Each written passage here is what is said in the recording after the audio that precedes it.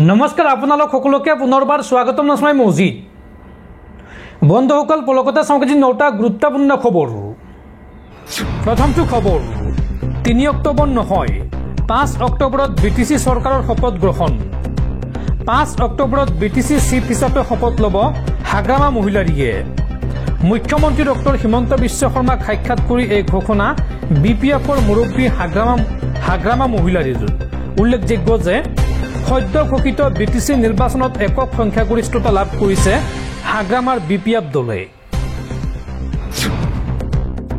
পৰৱৰ্তী খবৰ কেঁচুখাণ্ডতে সাপ ওলাইছে জুবিন গাৰ্গৰ মৃত্যুৰ তদন্ত কৰিবলৈ শ্যামকানু মহন্তৰ ঘৰত এছআইটিৰ অভিযান চলোৱাৰ সময়ত কেতবৰ বিস্ফোৰক তথ্য পোহৰলৈ আহিছে এছআইটিয়ে লাভ কৰিছে আন কেইবাটাও বিস্ফোৰক তথ্য এছআইটিৰ তালাচীত উদ্ধাৰ হৈছে ভয়ংকৰ বিত্তীয় খেলিমেলিৰ তথ্য এখন ফাৰ্মৰ নামত ব্যৱহাৰ কৰিছিল একাধিক পান কাৰ্ড শ্যামকানু মহন্তই ট্ৰেণ্ড এমএমএছৰ নামত উদ্ধাৰ হৈছে দুখনকৈ পান কাৰ্ড বহু বেনামী সম্পত্তিৰ তথ্য লাভ কৰিছে এছআইটিয়ে জব্দ হৈছে বহু চৰকাৰী বিষয়া আৰু বিভিন্ন কোম্পানীৰ নামৰ প্ৰায় 30টাকৈ চিলমোহৰ বিত্তীয় অনিয়ম জালিয়াতি প্ৰবঞ্চনাৰ তথ্য লাভ কৰিছে এছআইটিয়ে আৰু অনৈতিকভাৱে বিত্তীয় সুবিধা লাভৰ বহু তথ্য উদ্ধাৰ হৈছে এছআইটিৰ হাতত আৰু এই সন্দৰ্ভত শ্যামকানু মহন্তৰ বিৰুদ্ধে বিত্তীয় অনিয়মৰ নতুনকৈ এফআইআৰ দাখিল কৰিছে সিআইডিয়ে শনিবাৰে নিশা সিআইডিয়ে শ্যামকানু মহন্তৰ বিৰুদ্ধে ৰুজু কৰিছে আন এটা গোচৰ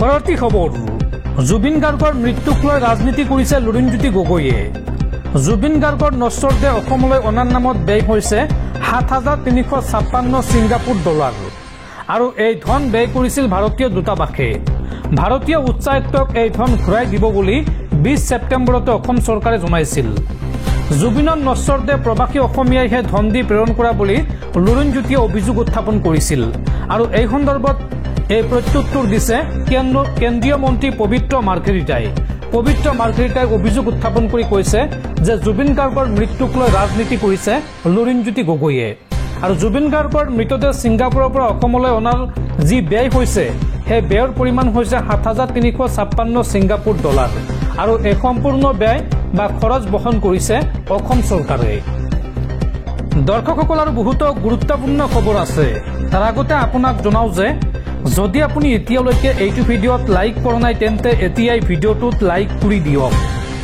আৰু এনেকুৱা ধৰণৰ ভিডিঅ'সমূহ নিতৌ চাবলৈ চেনেলটো ছাবস্ক্ৰাইব কৰি কাষত থকা বেল আইকনটো প্ৰেছ কৰি ৰাখক পৰৱৰ্তী খবৰ ৰাজ্যৰ বিশিষ্ট ছবি নিৰ্মাতা তিমথি দাস হানছেৰ দেশবাহান গুৱাহাটীৰ এখন চিকিৎসালয়ত 70 বছৰ বয়সত মৃত্যু হৈছে তিমথি দাস হানছেৰ উল্লেখযোগ্য যে জীৱন বাটৰ লগৰীকে ধৰি কেইবাখনো জনপ্ৰিয় ছবি নিৰ্মাণ কৰিছিল তিমথি দাস হানছে আৰু হানছেৰ মৃত্যুত এতিয়া শোকস্তব্ধ ৰাজ্যৰ চলচ্চিত্ৰ জগত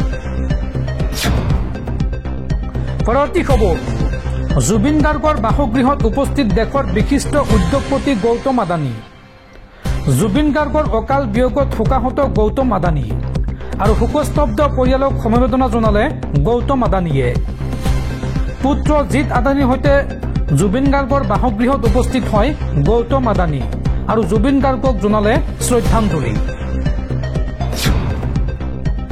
পৰৱৰ্তী খবৰ জুবিন গাৰ্গৰ মৃত্যুৰ তদন্ত কৰিবলৈ ছিংগাপুৰলৈ যাব অসম আৰক্ষীৰ এটা দল আৰু আজি ছিংগাপুৰলৈ যাব অসম আৰক্ষীৰ এই দলটো অসম আৰক্ষীৰ এই দলটোত কোন কোন আৰক্ষী বিষয়া আছে বা কোন কোন আৰক্ষী বিষয়া ছিংগাপুৰলৈ যাব চাওঁ আহক ছিংগাপুৰলৈ যাব এছপি সুধাকৰ সিং এছপি তুৰণ গোৱেল এই দুগৰাকী বিষয়া যাব ছিংগাপুৰলৈ মঙলবাৰে ছিংগাপুৰ অভিমুখে উৰিব এই আৰক্ষীৰ দলটো আৰু ছিংগাপুৰত হোটেল ইয়ট জেনেৰেল হাস্পাতাল সকলোতে চলিব অসম আৰক্ষীৰ এই দলটোৰ তদন্ত অভিযান পৰৱৰ্তী খবৰ 1 অক্টোবৰৰ পৰা সলনি হ'ব 5টাকৈ গুৰুত্বপূৰ্ণ নিয়ম ইউপিআই অৰ্থাৎ গুগল পে ফোনপে পেটিএমৰ পৰা আৰম্ভ কৰি ৰন্ধন গেছৰ চিলিণ্ডাৰলৈকে আৰু ৰেলৰ টিকটৰ পৰা আৰম্ভ কৰি পেঞ্চনলৈকে কেইবাটাও গুৰুত্বপূৰ্ণ নিয়ম সলনি হ'ব আৰু ইয়াৰ পোনপটীয়া প্ৰভাৱ পৰিব আপোনাৰ জীৱনত 1 অক্টোবৰৰ পৰা কি নিয়ম সলনি হ'ব চাওঁ আহক আগন্তুক 1 অক্টোবৰৰ পৰা ৰেলৰ টিকট, পেঞ্চন, UPI আৰু ৰন্ধন গেছৰ চিলিণ্ডাৰৰ সৈতে জড়িত কেইবাটাও নিয়মত পৰিৱৰ্তন হ'ব। আমি আপোনালোকক সেই নিয়মসমূহৰ বিষয়ে জনাম, যিবোৰত 1 অক্টোবৰৰ পৰা পৰিৱৰ্তন হ'ব। প্ৰথম নিয়মটো হৈছে ৰেলৰ টিকটৰ সৈতে জড়িত নিয়ম। কি এই নিয়ম চাওঁ আহক। ৰেলৱেৰ টিকটৰ জালিয়াতি ৰোধ কৰিবলৈ টিকট বুকিঙৰ নিয়মত পৰিৱৰ্তন কৰিছে। এই নিয়ম 1 অক্টোবৰ 2025 পৰা কাৰ্যকৰী হ'ব। নতুন নিয়ম অনুসৰি টিকট কাউণ্টাৰ খোলাৰ প্ৰথম 15 মিনিটৰ ভিতৰত কেৱল সেইসকল লোকেহে টিকট বুক কৰিব পাৰিব যিসকলৰ আধাৰ কাৰ্ড IRCTিৰ সৈতে লিংক কৰা আছে।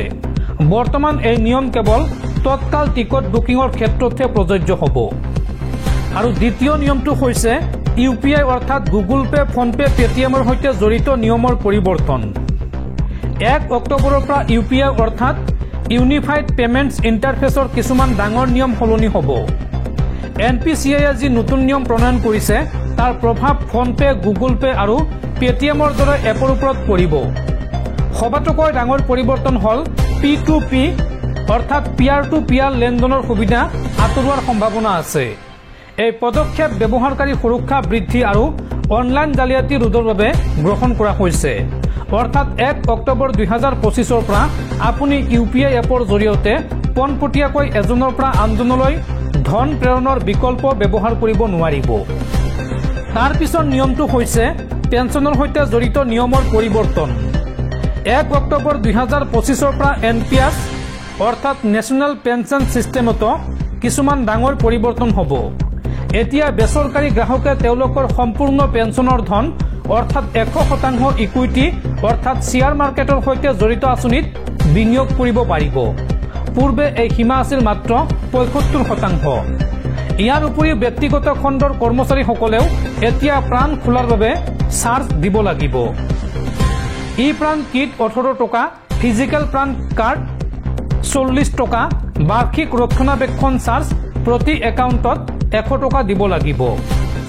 অটল পেঞ্চন যোজনা চমুকৈ APY আৰু NPS লাইটৰ গ্ৰাহকৰ বাবে প্ৰাণ খোলা আৰু ৰক্ষণাবেক্ষণৰ চাৰ্জ মাত্ৰ 15 টকা হ'ব। অৱশ্যে লেনদেনৰ ক্ষেত্ৰত কোনো ধৰণৰ চাৰ্জ লগাব নোৱাৰিব বা চাৰ্জ ল'ব নোৱাৰিব।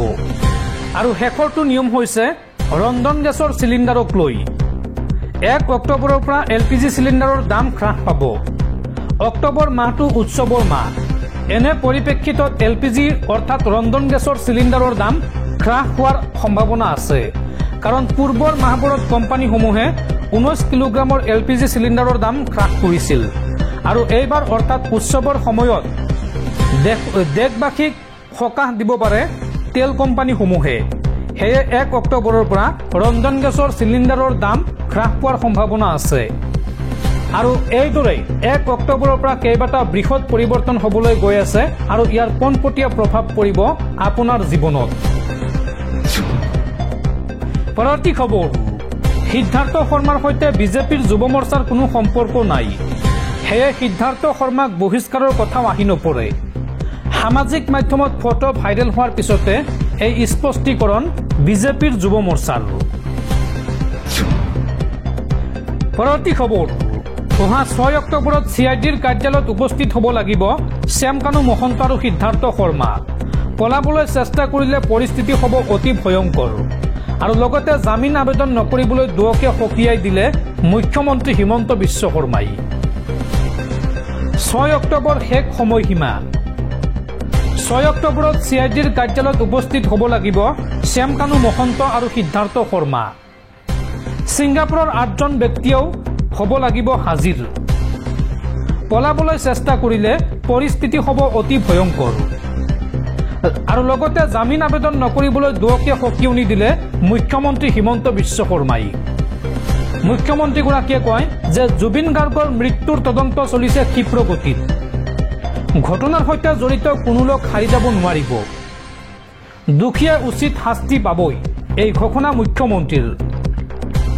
আৰু এই সন্দৰ্ভত শ্যামকানু মহন্ত আৰু সিদ্ধাৰ্থ শৰ্মালৈ জাৰি কৰা হৈছে লুক আউট নটিছ। 6 অক্টোবৰত অসমলৈ নাহিলে লোৱা হ'ব কঠোৰ ব্যৱস্থা। সংবাদ মাধ্যমৰ আগত আজি পুনৰ এই কথা ক'লে মুখ্যমন্ত্ৰী হিমন্ত বিশ্ব শৰ্মাই।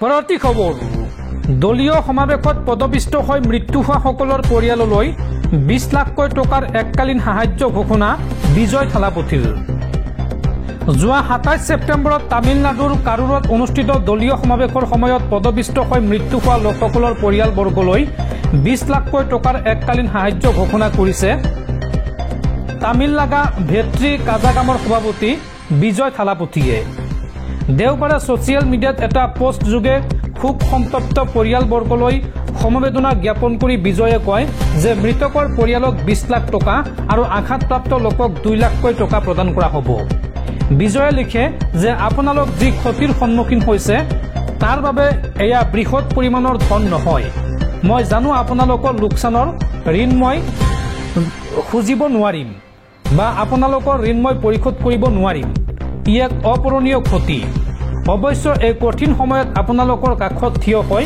দুখৰ অংশীদাৰ হোৱাটো মোৰ কৰ্তব্য বিজয়ে আহতসকলৰ আশু আৰোগ্যৰ বাবে প্ৰাৰ্থনা কৰাৰ লগতে চিকিৎসাধীন হৈ থকা লোকসকলক তেওঁৰ দলৰ লোকসকলে সকলো ধৰণৰ সহায় আগবঢ়াব বুলি আশ্বাস দিয়ে উল্লেখযোগ্য যে নিৰ্বাচনৰ বাবে প্ৰচাৰ চলাই থকা তামিল অভিনেতা বিজয়ে আয়োজন কৰা সমাৱেশত শনিবাৰে হোৱা বিশৃংখলৰ ফলত কমেও 39 জন লোক নিহত হোৱাৰ লগতে 50 জনৰো অধিক লোক আহত হয় বুলি তামিলনাডুৰ মুখ্যমন্ত্ৰীয়ে জানিবলৈ দিয়ে ইয়াৰ পূৰ্বে ৰাজ্যখনৰ সাংসদ চেন্থিল বালাজীয়ে সাংবাদিকৰ আগত কয় যে 58 জন লোকক চিকিৎসালয়ত ভৰ্তি কৰোৱা হৈছে 3 দশক ধৰি তামিল চিনেমাৰ অন্যতম উল্লেখযোগ্য অভিনেতা বিজয়ে 2024 চনত তামিলনাডুৰ শাসকীয় দল ডিএমকে আৰু প্ৰধানমন্ত্ৰী নৰেন্দ্ৰ মোদীৰ ভাৰতীয় জনতা পাৰ্টি এই দুয়োটাকে লক্ষ্য কৰি নিজৰ ৰাজনৈতিক দল তামিলাগা ভেট্ৰি কাজাগম আৰম্ভ কৰিছে